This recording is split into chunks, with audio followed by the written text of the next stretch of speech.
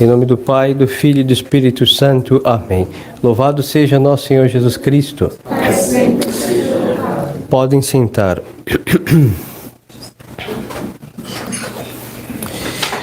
Hoje nós estamos no terceiro domingo da Quaresma e por ser o dia 7 de março, é dia de Santo Tomás de Aquino, São Tomás, que é a segunda oração do dia de hoje, que vamos comemorá-lo.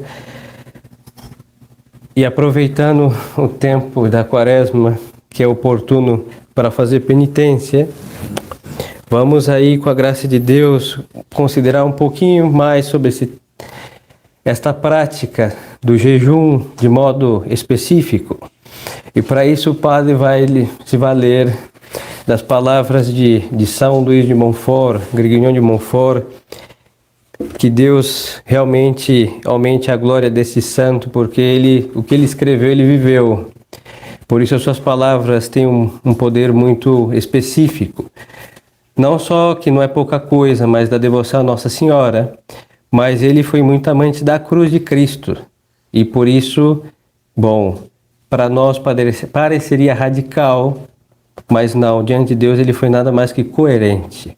Por isso ele amou tanto Nossa Senhora, e por isso tanto ele amou Nosso Senhor, porque ele soube amar Cristo, cruz e Maria Santíssima. Então, diante de semelhante cedro do Líbano, vamos ouvir e considerar o que ele disse sobre esta prática. Este santo era um artista, desde pintar, esculpir, que se conserva algumas das suas pinturas e das suas imagens de escultura, desde compor cantos, escrever livros, poemas e etc. Então, é um santo que fez de tudo um pouco ou bastante, mas tudo que fez muito bem. Sobre o jejum, ele vai dizer, é um dos seus escritos: acrescente o jejum às suas preces pias.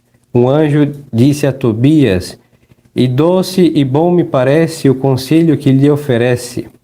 3 conselhos que podem coroar-te e até ao trono elevar-te, te proponho, são jejuar, rezar e aos pobres esmolas entregar. Isso daqui é incrível, porque ele fez tudo isso daqui. Jejuns eram crudelíssimos, o jejum de São Luís de Montfort. Suas esmolas também. Teve uma vez que ele entrou na igreja, ele não era franciscano, mas se São Francisco pudesse ter inveja, acho que ele ficaria aí bem competitivo com São Luís de Montfort. Porque o que acontece é que uma vez ele entrou numa igreja para rezar e ele estava tão maltrapilho que os mendigos olharam o padre naquele estado e foram fazer uma coleta para conseguir comprar alguma roupa para ele. Conseguiram umas meias, mas conseguiram alguma coisa. Para os mendigos se compadecerem do estado de um padre, é porque a coisa realmente estava bem séria mesmo. Pois é, esse é São Luís de Montfort. E as esmolas ele entregava generosamente. Ele não dava com dinheiro guardado. O que ele empregava no culto, na ajuda às pessoas, sempre, e não andava aí acumulando riquezas. Por isso, quando ele diz isso, sai da sua alma que pratica. Cuida-te do erro muito ordinário em todos os conhecidos. Quero definir o jejum e muito breve dizer-lhe: consta de uma comida e abstinência de carne em penitência e uma frugal merenda da jornada pequena certamente rebaixada. Aí o santo está dizendo aqui que quer corrigir o erro comum dos mortais. Jejuar é fazer uma só comida e nada mais. Mas é permitido a consoada e a parva. A parva é um café da manhã miserável mesmo, que é um pão seco e algum líquido. E a consoada, que é o lugar da janta, que é permitido algo com 250 gramas, mais ou menos, 250 gramas, mais ou menos, não precisa pôr uma balança e pesar o que os senhores vão comer. Dá uns 3 pães franceses aproximadamente. Também tão secos quanto da manhã, bebendo alguma coisa, uma salada, uma sopa. O santo está dizendo isso. Uma só comida. E é melhor também acrescentar a penitência, a abstinência de carne, que isso é outra prática, mas com jejum fica muito bem. e uma frugal merenda durante a jornada, pequena e certamente rebaixada. Ou seja, não vamos enganar-nos e nem enganar a Deus. Se é para fazer uma pequena refeição, ela tem que ser pequena mesmo. O jejum aos olhos do Senhor é oferenda de amor. Oferece ao Criador saborosa e pura oferenda. Oferece à criatura. É o primeiro mandato que eu penso, diz o santo, não, que Deus deu ao homem no começo. Abster-se é também em absoluto de consumir o perigoso fruto. E aí está dizendo de Adão, porque Deus disse, coma de todos os frutos, todos, mas do fruto do meio do jardim não comais. Isso chama abstinência. Quando Adão foi e comeu, é verdade que o pecado original não é pela gula, é pelo orgulho. Mas ele comeu, aí tem um desatino, porque Deus havia proibido dele comer aquele fruto proibido. Então tudo começou por uma comida delinquente, e aí temos na mesa a ruína frequente de todos os mortais que imitam, infelizmente, incoerência com nosso pai Adão. Desde que Adão, cedendo por desgraça, comeu e perdeu a graça, em pobre pecador se transformou e a sua herança perdeu. Se no jardim de Deus foi necessário esse jejum ordinário, muito mais é em realidade no mundo de penas e orfandade. Então o jejum de Adão teria dado glória para todos os seres humanos e nós não estaríamos entre mortes e tantas desgraças. Mas o fato de ele ter comido trouxe o quê? Desgraças, mazelas e tantas coisas horríveis. É só olhar o cemitério e aí quem fez isso? Adão. Vamos no hospital, quem fez isso? Adão. Vamos ao inferno, quem povoou lá decente? Adão. Por quê? Porque ele comeu o que Deus proibiu. Não é diferente aqueles que não obedecem o jejum da igreja. Está comendo o que a igreja proíbe, que Deus proíbe, e povoa cemitérios, inferno, e despovoa almas que deveriam ir para o céu com o nosso sacrifício, e não vão, como dizia Nossa Senhora de Fátima, porque não tem quem reze e se sacrifique por essas almas. Quem não quer jejuar se faz carnal, diz o Deus eterno. E se eu, sem jejuar, triunfar não posso, nem estar firme e sem medo, mas se por um jejum consagrado estou mortificado, Deus me consagra a Ele ao momento e se glorifica em mim e está contente. Isso é impressionante. É verdade que nós podemos triunfar do mal de muitos modos, mas nós adultos não podemos triunfar do mal sem penitência. É impossível. Impossível. E neste tempo oportuno, os jejuns têm méritos maiores, porque quem se aflige é a igreja como corpo místico de Cristo. Então, se nós unimos nossas práticas pessoais do jejum junto com a igreja, nós saímos vencedores de nossas mazelas. Sempre será assim. Temos por jejuns prolongados homens sábios e honrados, nobres conquistadores e profetas, homens com altas metas. Impressionante. Diz aqui o santo, o jejum de graça e os enchia, de amor os inflamava, por ele com Deus, graças a ele, por Deus com eles falava, cara a cara, como qualquer profeta dialogava. Nós temos o primeiro é Moisés. Deus falou cara a cara a Moisés, mas à custa de quê? De 40 dias e 40 noites, fazendo jejum no Monte Sinai. Depois nós temos Elias, grande profeta de Deus, que virá no final dos tempos para converter os judeus que restam por aí e os fazer realmente dobrar seus joelhos a Deus verdadeiro que eles hoje resistem. E este profeta de Deus também ficou 40 dias sem comer e beber absolutamente nada. E aí Deus afiou a espada e a sua língua do profeta, dando eficácia a todas as suas empresas. E depois nós temos nada mais que nosso Senhor, porque ele quis consagrar o jejum de Moisés e de Elias, e também ficou os 40 dias que nós honramos nesta quaresma, sem comer e beber nada. O que em verdade a todos nos admira, que admiração inspira, é que uma quarentena no deserto, Cristo jejuou por certo, sem comer, sem beber, em oração, silêncio e adoração, sem buscar consolo em algum modo, com rigor pronunciado e firme em tudo. E aqui o santo está mostrando que é esse jejum que devemos imitar. É muito comum, quando nós estamos aí afligidos pela fome, buscar os consolos de qualquer estupidez. E aqui o santo diz: oração, silêncio e adoração. Por quê? Porque quando estamos afligidos ou pela dor ou pela fome, nós vamos mendigar a atenção dos homens ou das criaturas, qualquer que sejam, quer honestas, quer desonestas. Vamos buscar falar mais. Por isso, o santo diz silêncio. Porque quando a alma está oprimida, ela deve o quê? Falar com Deus. Com Deus. Aí ela tem que abrir-se a Deus, nosso Senhor. E quem realmente abre a alma? O jejum, a fome e a dor. A adoração, porque diante das suas misérias, a alma vai prostrar diante de Deus e realmente vai adorá-lo em sinceridade. É a nossa fragilidade prostrada diante do Altíssimo, do Onipotente, da sua onipotência, da sua grandeza, que a nossa fragilidade adorará a Deus em sinceridade. Por isso quem jejua, adore a Deus. E é próprio do jejum acrescentar orações mais prolongadas e serão mais sinceras e vão buscar em Deus o consolo que as nossas fragilidades clamam. E sem buscar consolo em algum modo, com rigor pronunciado e firme em tudo. Foi o que Nosso Senhor fez. Quando o diabo apareceu oferecendo consolos, que Nosso Senhor disse: apartai-vos de mim, maligno. Retira-te, Satanás. Porque todo consolo que não vier de Deus é realmente satânico. No caso das almas que estão se despojando justamente das criaturas e suas carícias para adorar a Deus em sinceridade. Jejua para mostrar-nos amoroso, e refere aqui o jejum que fez Nosso Senhor. Como jejuar com gozo, jejua e se prepara amante, ele mesmo de seu santo batismo.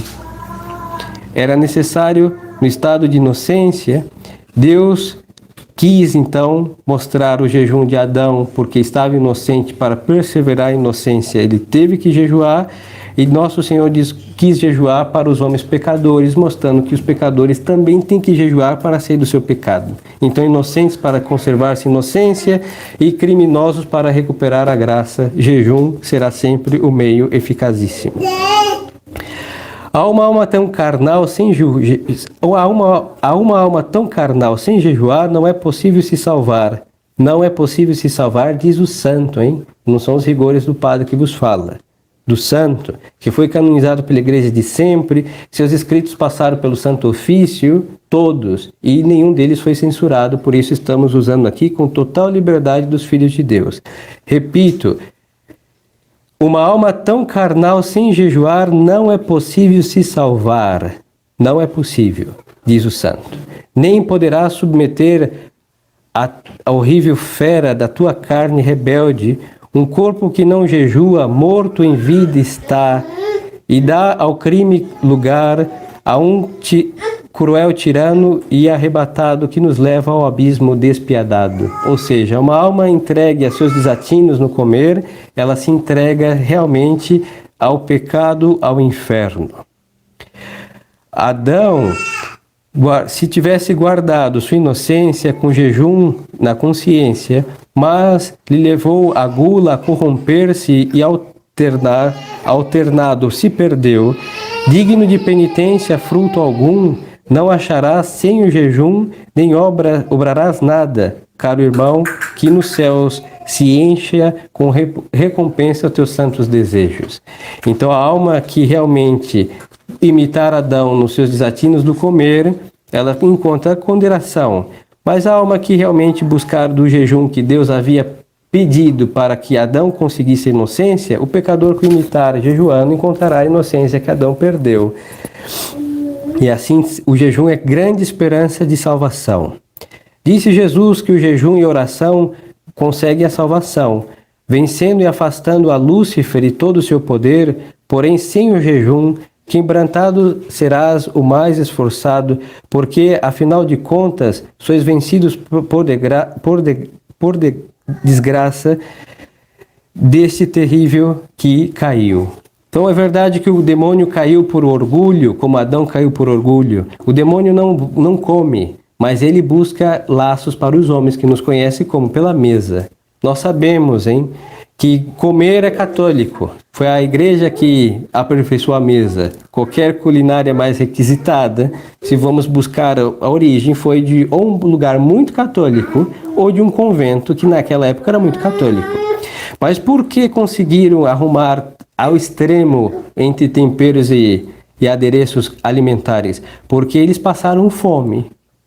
E é outra eficácia do jejum. O jejum purifica o paladar, fazendo com que ele seja fino, da mesma forma que contemplar a Deus limpa nossos olhos das feiuras modernas, aí podemos contemplar o que? As belezas. O jejum, por outro lado, nos tira deste topor das miseráveis coisas desnecessárias que o nosso paladar é envenenado, das guloseimas, dos açúcares, e aí podemos apreciar as coisas com um paladar segundo Deus nos deu para sentir o gosto das coisas e apreciá-lo segundo Deus, mas com medida e com o paladar limpo, e o jejum causa também esta eficácia. Por isso o diabo, ele coloca um laço na mesa, porque sabe que por este lugar ele poderá pescar muitas almas, comendo. Então o jejum será um meio de romper os laços lançados pelo infeliz espírito. Sem o jejum, dormes, sumido na tristeza, com jejum firme, que lhe dá alegria, viverás noite e dia. O jejum ou qualquer austeridade, eles fazem a santidade. São ágeis asas que nos leva ao mais alto, e a alma pecadora, inclusive, pode chegar até o céu. Não é possível salvar a alma sem jejuar e sem castigar o seu corpo. É a segunda vez que o santo insiste nisso. Sem o jejum, o demônio nos vence. Então acrescente ao jejum as tuas orações pias, disse um anjo a Tobias, e doce e bom me parece o conselho que ele oferece. E então aqui ele insiste no que disse o anjo São Rafael a Tobias: jejua, acrescente o jejum a tuas preces.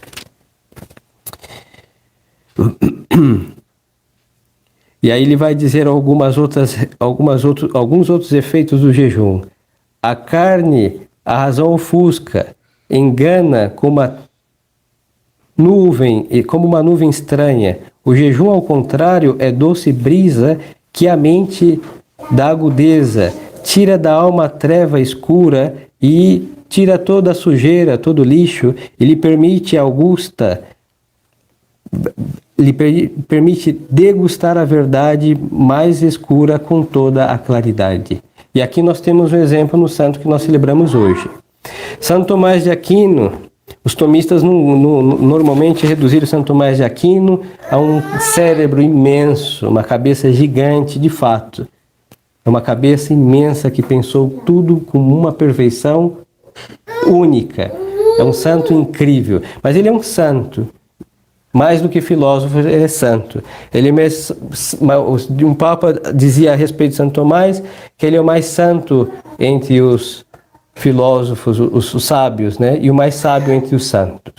E quando Santo Tomás de Aquino tinha uma dúvida, porque ele tinha dúvidas, o que acontecia? O breviário de hoje diz, ele fazia um jejum, jejuava. Tem umas tradições que dizem, os historiadores, que ele era gordo, mas só que, ele teve, como Santo Antônio de Pádua, uma enfermidade que os deixou assim. E nós não podemos pensar que todos os gordos não jejuam. Tem uma gente robusta de corpo, de estrutura. E houveram santos que, quanto mais jejuaram, ficaram mais gordinhos. Dentre eles vem à memória, São Francisco de Paula. Então todos viam ele rosado, bochechas bem arredondadas, e falavam, olha só o santo que não jejua. E Deus fez o efeito contrário, em vez de ficar demacrado, ele ficou gordo. E aí as pessoas pecaram pela sua língua de julgar os santos. Pois então, Deus confunde toda a astúcia dos homens. Mas ele tinha dúvida, ele fazia jejum. E nós sabemos que o excesso de comida entorpece o intelecto. Porque quem vive a serviço da mesa não pode parar de pensar em comer. Não vai pensar em matemática, em biologia, artes muito menos, educação física nem pensar, porque tudo está girando ao torno do quê? Do próximo prato, da próxima refeição. Então as almas de intelecto estúpidos é um problema moderno, hein? Porque as pessoas têm muitas informações e hoje fazem pensar que quem tem muita informação é inteligente. Não, se fosse assim, hein, os computadores hoje seriam a sabedoria posta dentro de... Não, isso é informação. Qualquer livro retém informação, qualquer parede que escrevermos, as informações ficarão ali e as pessoas são capazes de imitar as paredes. Sim, agora conhecer é um conhecimento da causa, saber com sabedoria, com conhecimento de verdade. Bom, hoje nós temos poucos porque estão entorpecidos pelo excesso de comida. E o excesso de comida vai fazer o quê? Que sejam almas carnais. E quem vive escravo da carne não pode contemplar as verdades sobrenaturais. Por isso, vivem entorpecidos. E aí o santo diz com toda a verdade aqui que o jejum purifica, fazendo com que a alma possa contemplar a verdade mais obscura. Porque ao seu intelecto ela reluz com uma luz realmente que vem de Deus e ela capta por esta purificação do seu corpo. E aqui temos Santo Tomás de Aquino. E quando não era suficiente, o Santo Tomás de Aquino, com uma simplicidade muito de uma alma inocente, ele pegava a sua cabeça, ele abria o sacrário e enfiava a cabeça no sacrário. Então, quando víamos os dominicanos, que supostamente são muito inteligentes, vendo um semelhante professor de teologia e filosofia enfiar a cabeça no sacrário, pensar o que ele está fazendo, né? Pois é, ele está iluminando a sua cabeça com a verdade do Deus que está dentro do sacrário. Pois é, piedade. Os devotos de Santo Tomás ficam com a ciência e são os mais impios, porque não rezam. Enquanto esse santo alcançou a sua ciência diante do quê? Da penitência, enfiando a cabeça no sacrário, porque sabia que Deus estava lá. Não era nos livros que ele confiava, era no Deus autor de todas as coisas. E por isso nós vemos nele, devemos imitar sua piedade para alcançarmos um pouco mais sua inteligência. Isso é importante para os supostos devotos de Santo Tomás de Aquino. Mas o santo vai dizer outras coisas. A um corpo fraco e seco e demacrado não tem afeto ao pecado, nem corre ao pecado a pendente sem que nada o tente. Em verdade, o jejum dá a vencer todo infame prazer, lhe concede ao homem frágil a pureza e ao corpo e a alma a beleza. Então as belezas de Deus são diferentes das belezas dos homens. Então às vezes o que parece ridículo, puro osso e pele, como nós vemos no Cura de Ars, sem desmerecer os santos que ficaram gordinhos por suas penitências, Deus sabe o que faz. Mas os homens, aquilo era assustador. Um homem velho, um homem já sem dentes, comendo batatas podres e revelando o segredo dos corações, para os soberbos aquilo era um horror. Pois é, a beleza de Deus é chamada de horror pelos homens mortais. E demacrado ele era muito mais forte do que os mais robustos das academias de hoje, que a primeira gripe os prostra como se fosse o pior dos cânceres, não? Pois é, os homens estão com músculos e sem forças. Robustos e sem saúde, estão todos aí anêmicos, pois é. E o jejum realmente dá uma vitalidade real, sanidade física e moral. Por isso é uma saúde total. Mas pobres e miseráveis condenou a gula e os matou, que a inimigos mais terríveis a espada condenou despiadada. Então ele vai dizer o santo que morreram mais gente por excesso de comida do que as mais guerras mais assustadoras. Isso é verdade. Nós não temos guerras hoje, existem homicídios, etc., que matam muita gente. Mas só que no cemitério tem mais gente com as veias entupidas, dos seus excessos de não obedecer à dieta dos seus médicos, que servem, só outro aspecto é um jejum, é uma abstinência, do que pessoas que morreram de outros modos. E hoje nós vemos o homem moderno cheio de doenças, porque é cheio de excessos no comer, no beber, e esses excessos deixam a alma entorpecida e um corpo destruído. Quer jovens, quer velhos, hein? Cada vez mais os filhos que nascem mais fracos porque os corpos dos seus pais já são frágeis por causa dos desatinos da comida e da bebida. Isso daqui não precisa muita explicação da evidência do que nós assistimos. Ao parecer de um médico afamado, o auxiliar acertado, não há medicamento saudável com que o jejum amável. Come com sobriedade, almoça bem e jante pouco também, e contarás mais dias certamente que aqueles que viviam antigamente. E o santo está dizendo que é de fato, quer esses médicos naturais, quer os médicos aí dos sintéticos, todos um dia recomendam uma dieta para alguém. Quem não foi ao médico não lhe deu, olha, coma menos, ou coma comida de verdade, para de ficar fazendo estupidezes na sua alimentação. Pois é o que a igreja está fazendo por uma razão sobrenatural, sem desmerecer a razão natural também. E o jejum tem no corpo humano quase o que faria uma cirurgia.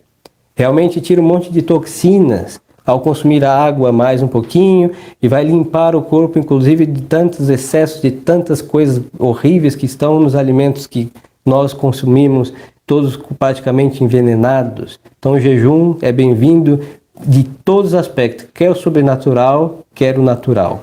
Um não tira o outro.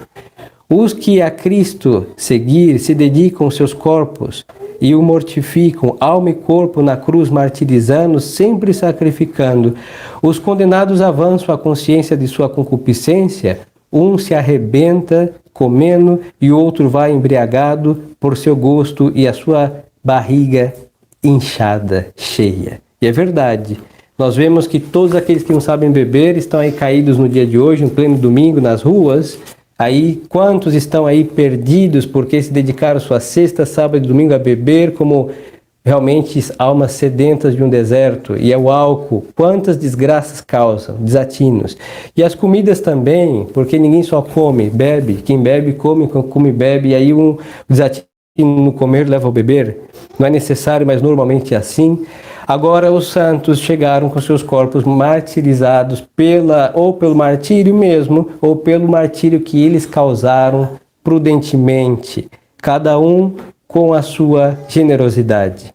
Aí vai dizer o santo, para evitar que sejamos temerosos: o que jejua tão severamente no peso e qualidade, observa as medidas, a consciência com severa prudência, e cuidam do que mandam com amor a igreja e o Senhor. Então jejua segundo a determinação de Deus e sua igreja, as têmporas, as vigílias, na quaresma, e estes são os tempos da salvação.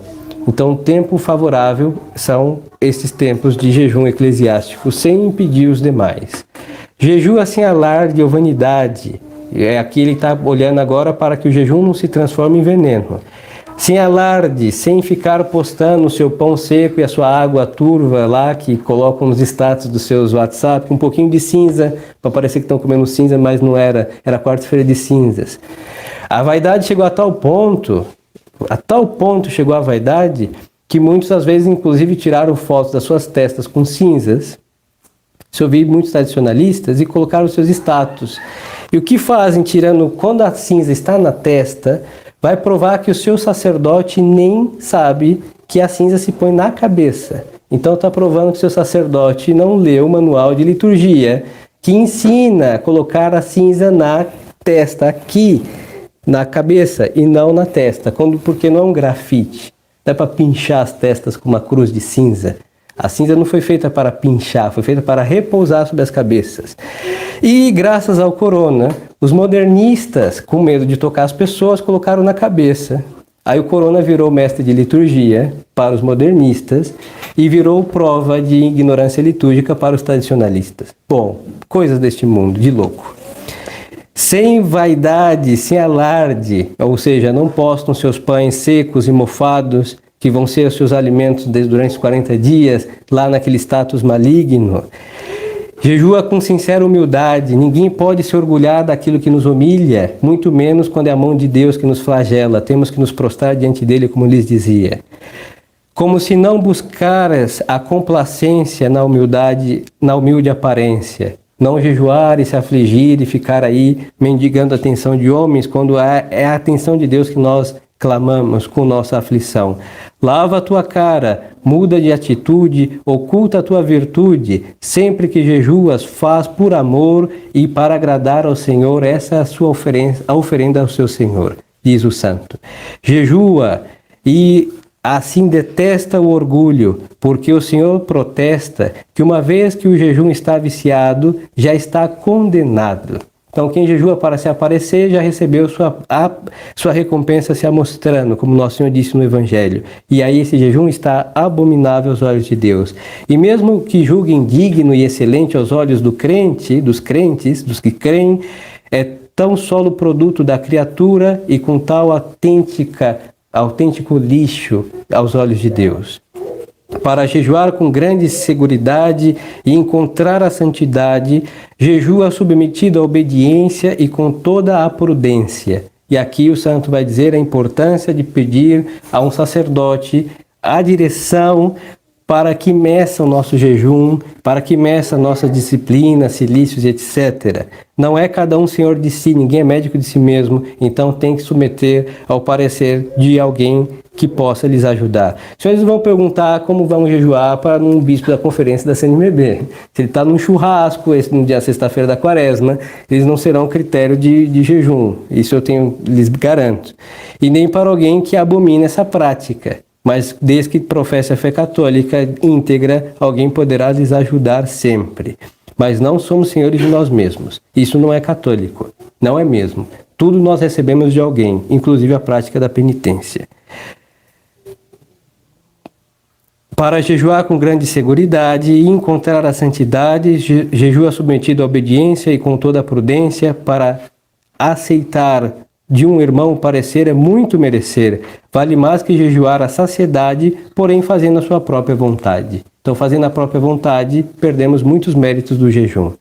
Jejua estando na graça do Senhor, que isto é muito melhor, que sem ela não mereces muita coisa com a tua oferenda agradável a Deus. Afasta-te e abstenha do pecado, que este jejum é sagrado. Nenhum de jejuar está impedido e tem que viver de acordo com o que há pedido. Se alguém jejua para ser santo, então vive em santidade jejuando para se tornar santo. Não é porque fazer um jejum e depois se entregar ao pecado, o meu jejum vai apagar as coisas. Não, não é assim. Nós não compramos Deus com nada. O jejum é realmente para pagar nossas dívidas e alcançar graças, mas vivendo, Deus olha a vida e a obra, e não só a obra. Se caso contrário, seríamos fariseus. Se te acontecer algum mal, enfermidade ou outra necessidade, sometendo o teu caso à obediência, terás uma dispensa e porás o jejum a substituir chorando com pesar, com maior insistência a Deus orando e com mais abundância a pobre alma sacrificando. Então, quando temos uma fragilidade física, nós estamos dispensados do jejum? Sim, mas temos que autodispensar-nos? Não. O mesmo que permitiu jejuar nos dispensa. Mas só que de rezar ninguém está dispensado. Então aflijamos nossas almas rezando quando nós não podemos afligi-la com fome ou com dor. Rompe com o Espírito Divino teu corpo assassino. Não há outro meio para ser feliz, não há outro remédio, não há outro meio termo. Em ti terás a Deus de dia e de noite, que é a sabedoria, e submeter-se à sua lei, renuncia a ti a carne, e a carne rebelde vence em si. Isso pelo jejum. Aí vai dizer daqui Deus, eu sou o Senhor, sou todo o Senhor. Não? E Deus, nosso Senhor, como este senhorio exige essa submissão de nosso corpo à nossa alma e da nossa alma a nosso Deus.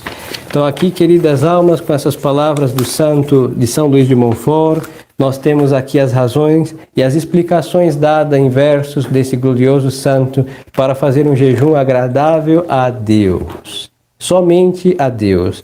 E para ser agradável a Deus tem que ser discreto, tem que ser generoso, tem que ser sincero, tem que buscar afligir, fazer guerra a nós mesmos.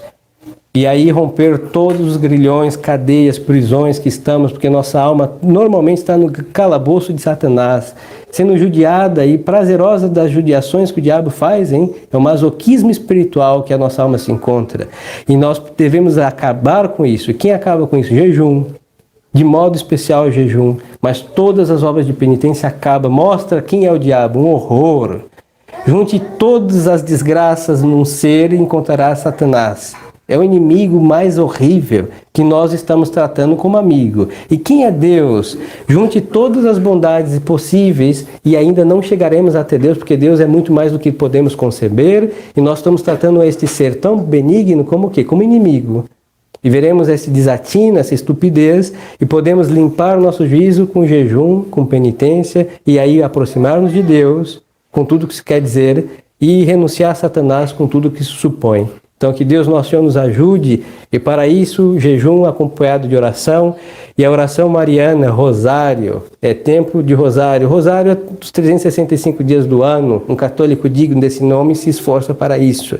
Mas de modo muito mais específico, esse tempo que a oração tem os seus méritos específicos, e o rosário é o grande remédio que na nossa fraqueza, dos nossos miseráveis momentos de mendigar atenções, vamos a Maria Santíssima, que é a mais carinhosa das mães, e fala: minha mãe, seu filho quer trair o seu Jesus com uma beliscada iníqua, e Nossa Senhora vai aí nos adestrar no combate e fazer com que renunciemos estas tentações para não perder os méritos de semelhante obra. Que Maria Santíssima nos ajude, nos auxilie e nos favoreça. Louvado seja nosso Senhor Jesus Cristo. Em nome do Pai, do Filho e do Espírito Santo. Amém.